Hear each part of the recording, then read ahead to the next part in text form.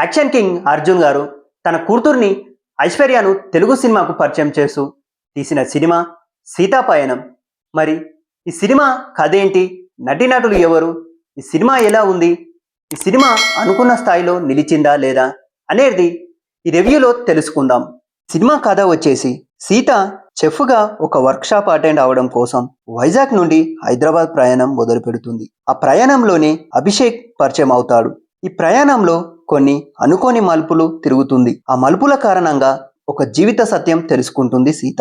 ఆ జీవిత సత్యం ఏమిటి అనే విషయం, ఆ మలుపులు ఏమిటి, అభితో సీతా ప్రయాణం ఏ తీరానికి చేరుకుంది, అలాంటి వంటి ప్రశ్నలకు మనం సీతాపయనం చిత్రం చూడాల్సిందే. ఈ సినిమాలో నటీనటుల పనితీరు ఎలా ఉందని చెప్పుకుంటే, నటిగా కెరియర్ మొదలుపెట్టి దశాబ్దం పైన అయినప్పటికీ కంటిన్యూస్గా సినిమాలు లేకపోవడంతో ఈ సినిమాలో ఆమె లుక్స్ అండ్ ఎనర్జిక్స్ చాలా బాగున్నాయి. ముఖ్యంగా ఎక్స్ప్రెషన్స్ విషయంలో మెచ్యూరిటీ ప్రదర్శించింది. ఎమోషన్స్ ను పలికించిన విధానం కూడా చాలా బాగుంది. కన్నడ నటుడు నిరంజన్ డీసెంట్ పర్ఫార్మెన్స్ తో ఆకట్టుకున్నాడు. రెండు విభిన్నమైన షేడ్స్ ను చక్కగా ప్రెజెంట్ చేసింది. సత్యరాజ్, ప్రకాష్ రాజ్, ఓవై సరళ, సిరి హనుమంతుల తమ తమ పాత్రలకు న్యాయం చేశారు. ధ్రువ సార్జా యాక్షన్ బ్లాక్ బాగున్నప్పటికీ సరైన నేపథ్యం లేకపోవడంతో ఇరికించిన భావన కలుగుతుంది. యాక్షన్ సీక్వెన్స్ మాత్రం చాలా బాగున్నాయి. సాంకేతిక వర్గం పనితీరు చూసుకుంటే సినిమాటోగ్రఫీ వర్క్ బాగుంది. తెలుగులో చాలా అరుదుగా వచ్చే రూడ్ మూవీ జానర్ లో మరి కొత్తదనం వైపు వెళ్లకుండా కమర్షియల్ మీటర్ ఫాలో అవుతూనే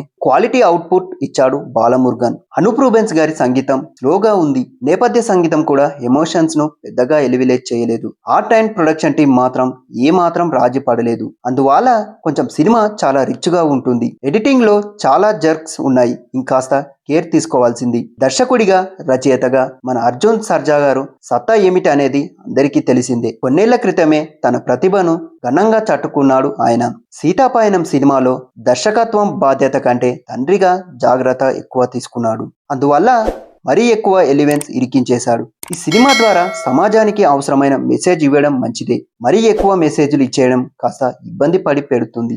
లైఫ్ జర్నీలో అన్ని ఎమోషన్స్ ఉన్నప్పటికీ ఏదైనా ఒక స్పెషల్ ఎమోషన్ కీలక అంశంగా ఎంచుకోవాల్సింది. ఆలోచింపజేయడంతో కథనంలో కనెక్టివిటీ మిస్ అయింది. అయితే ఈ మానవీయ విలువల గురించి, బాంధవ్యాల గురించి మాత్రం హృదయంగా చెప్పే ప్రయత్నం చేశారు. మనం చేసే మంచి మనకి ఖచ్చితంగా హెల్ప్ అవుతుందనే విషయాన్ని ఎలివేట్ చేసే విధానం కూడా బాగుంది. ఓవరాల్ గా ఈ సినిమా కాస్త వరుస మెసేజ్లతో ఇబ్బంది పెట్టిన సమాజానికి తన వంతు మంచిని, విలువలను గుర్తు చేసే ప్రయత్నమే నిజాయితీగా చేశారు అర్జున్ గారు. ఈ సినిమా విశ్లేషణ చూసుకుంటే కమర్షియల్ టెంప్లెట్ లో అన్ని సినిమాలు చూడలేం. కొన్ని మెసేజ్ ఓరియంటెడ్ సినిమాలు కాస్త బోర్ కొట్టినా అలాంటి సినిమాలు అప్పుడప్పుడు రావడం అవసరం. అలాంటి ఒక మంచి ప్రయత్నమే సీతాపయనం సినిమా. దర్శకుడిగా అర్జున్ గారు నిజాయితీ, ఐశ్వర్య గారి పర్ఫార్మెన్స్ లో ఫ్రెష్నెస్ అండ్ ఎనర్జీ సినిమాలో డిస్కస్ చేసిన ఎలిమెంట్స్ కోసం ఖచ్చితంగా థియేటర్లో చూడొచ్చు.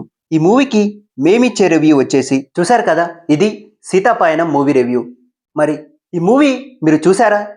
మీకు ఎలా అనిపించిందో మా కామెంట్ బాక్స్లో చెప్పండి. మరిన్ని ఇలాంటి మూవీ రివ్యూస్ కోసం మరియు సినీ విశ్లేషణల కోసం మా ఛానల్ని సబ్స్క్రైబ్ చేయండి. మరి అందరికీ మహాశివరాత్రి శుభాకాంక్షలు.